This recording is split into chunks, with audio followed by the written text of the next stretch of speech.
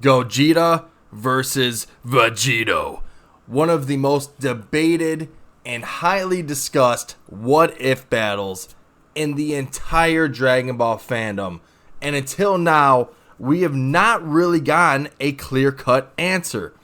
However, today, by using all of the information that the manga gives us, that the anime gives us, and the guidebooks give us, I am going to finally deliver to you guys the actual answer of who is stronger out of Gogeta or Vegito, and which fusion is stronger out of the Metamoran Fusion or the Potara Fusion. And yes, I obviously know that this is technically my opinion, but we're going to be diving in and taking a super close look at their origins, their powers, their abilities, the rules about each fusion, and that's including the new rules that were brought to us by Dragon Ball Super. And most importantly, what we're going to use is common sense. Without further ado, let's go ahead and let's get right into this video and find out which character out of Gogeta or Vegito is the champion. Before we go ahead and break down which fusion is the strongest, I just would like to preface this video and explain that for the purpose of this explanation and to keep it in context, Goku and Vegeta are at equal power levels, and Gogeta and Vegito are able to tap into Super Saiyan Blue. We will not be going into Ultra Instinct or Ultra Ego. And by the way, guys, if you could subscribe and hit that like button, I'd very much appreciate it. Now, let's find out who's the strongest. First and foremost, let's go over the origin, the powers, and abilities of both Vegito and Gogeta. I'm going to keep this part pretty simple. We're not going to go ahead and dive into the rules and explicit details of each fusion until later on in the video. So let's get started with Vegito. Vegito makes his debut during the Buu arc when Vegeta and Goku fuse using the Potara earrings given to Goku by the Elder Kai. Vegito is born and he easily overpowers Majin Buu. Now, on the other hand, we have Gogeta. Gogeta makes his debut during the movie Dragon Ball Z Fusion Reborn when Goku and Vegeta are fighting Janemba. That fusion, however, is created by the Metamoran Fusion Dance.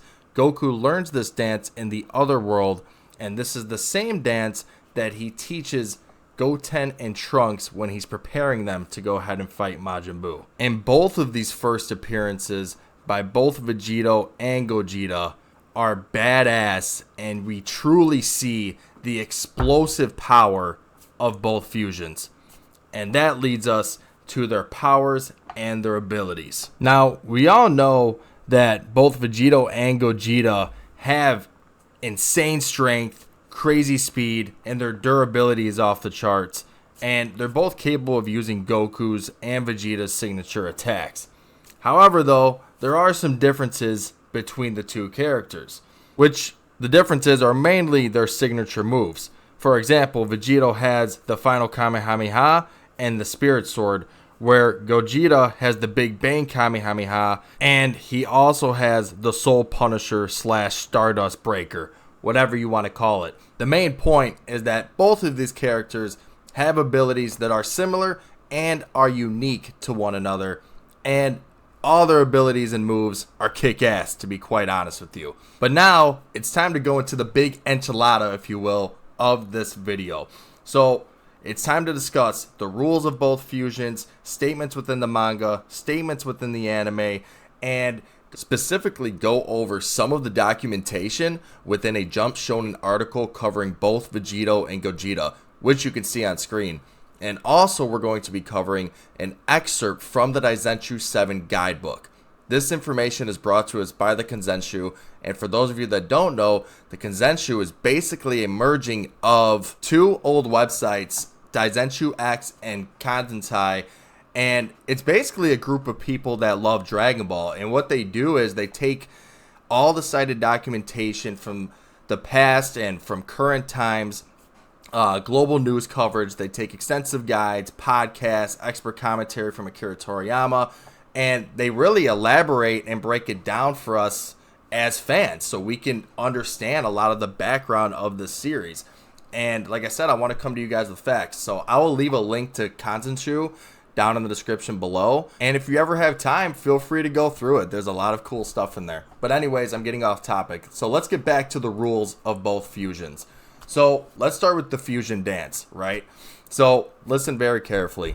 This is where two characters must equal their fighting powers and energy and perform a 3-stage dance to merge into one character. The resulting character has its own persona and attitude and some fancy new clothes. So as we see with Gotenks and Gogeta, they're both wearing vests, and this is summed up to be the clothing of the Metamorans. So this fusion lasts for 30 minutes. We have seen instances such as in Dragon Ball GT where this fusion time is cut down severely due to the output of power. However, that's up to you if you want to make this applicable in this scenario. I definitely do think that the power output will damage the full 30 minutes of time. So now on the other hand, we have the Potara earrings. This is when one earring of a pair is placed on the opposite ear of another character, and the two will be drawn together and fused into one being. So the Japanese term that is used here is gattai. I hope I'm saying that right, but it's the meaning of combination or integration, or if you will, fusion. The cool thing with this is there are no requirements such as having an equal power. The two just have to wear the earrings. And the real key difference is the time limit and the clothing. The clothing is a combination of both of the characters that have fused, and the fusion is supposed to be permanent. And I say supposed to be permanent because we come to find out in Dragon Ball Super that a Potara fusion between two individuals where neither one of them are a Kai is not permanent. It only lasts 1 hour. This is explained to us by the Supreme Kai of Universe 10, Gowasu, when he's explaining to Goku the reason of why Goku and Vegeta defused versus their fight with Majin Buu. When we fused last time, the Kais said it was permanent, but we split apart anyway. Do you know why? Truth is, it's only permanent if a Supreme Kai is involved. Otherwise, it only lasts an hour. So it wasn't the magical properties of Majin Buu's insides. It was because neither one of them were a Kai. But I digress. Now, let's go over some statements from both the manga and the anime. Let's go ahead and start with the manga. We're going to be referencing manga chapter 307, page 215, when Elder Kai first gives Goku the Potara earrings. So Elder Kai explains to him that it's just like fusion, and Goku's like, for real? And Elder Kai states, but it will work even better. Through generations of Lords, this has been treasured. This can be summed up to explain that the Potara fusion is better than the Metamoran fusion because it has been a technique of gods, sort to say. Now, the next manga chapter that I would like to cover and reference is manga chapter 310, page 29.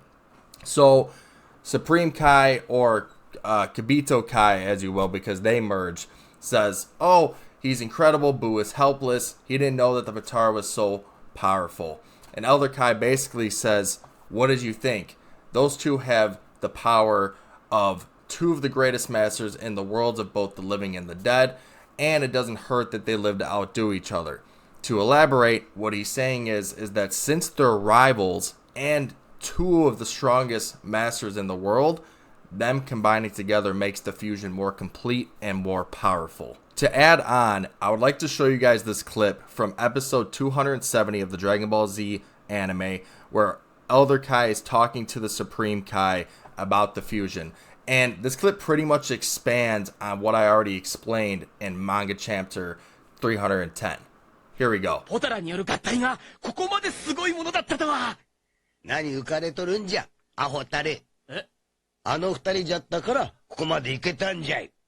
あの世もこの世も含めて三本の指に入る達人の二人が合体したんじゃからの。しかもライバル同士が組んだんじゃ。そりゃ最強に決まってるわい。So, like I said, as you can see, the rivalry between Goku and Vegeta makes the Potara fusion a stronger fusion, a stronger merging. And I know what you guys are probably thinking by now. You're probably thinking that Vegito is stronger, and maybe. But let's dive in to a Jump article that really elaborates on both fusions. And I have the translation for you guys right here on the screen, and I also have the article as well too. Let's go ahead and dive into it, right? So they go over the action of how both of the fusions are performed and their costumes, but really what we want to do is go over their power, right? So this is where it really gets confusing. So if you look at the screen, it says Gogeta, ultimate power united in body and soul. Vegito, their power is amplified. When you go into the next section, dream match, Gogeta versus Vegito. Who is the strongest in the universe? This is what it states. Unifying the spirits of the two strongest rivals and merging them together, Fusion has a better balance and is able to draw their power out to the max. Therefore, if it is a short match of 30 minutes or less, then Gogeta should win. While if it's a long battle, then Vegito should win.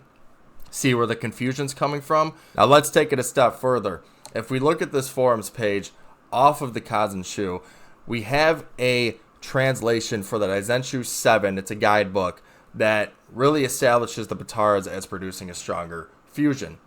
So this is what is stated. Explanation. At some point during the translation, it literally states in the guidebook 7, furthermore, after merging, the power is greater than with fusion.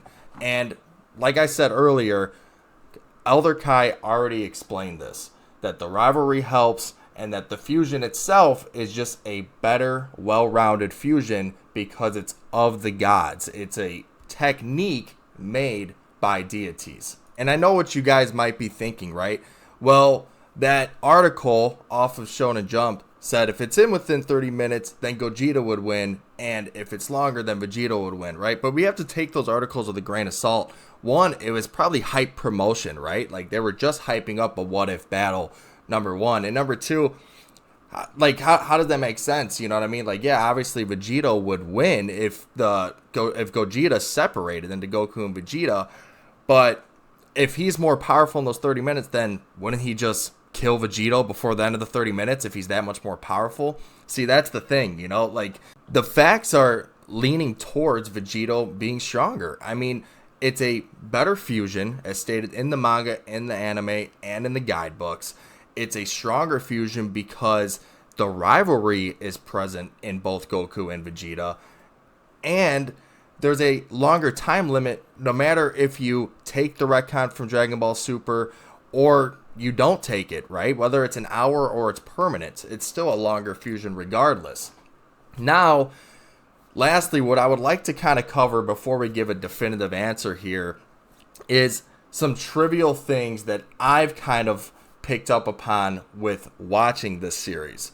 So what I would like to explain is that when we see, and I'm going Dragon Ball Super and beyond, right? So when we see Vegito fighting Merge Zamasu, and this just could be the way it's animated or the shortened time of the series itself, is Vegito seems to burn out of his power less than like 10-15 minutes. It's actually stated within the manga and the anime that this is true.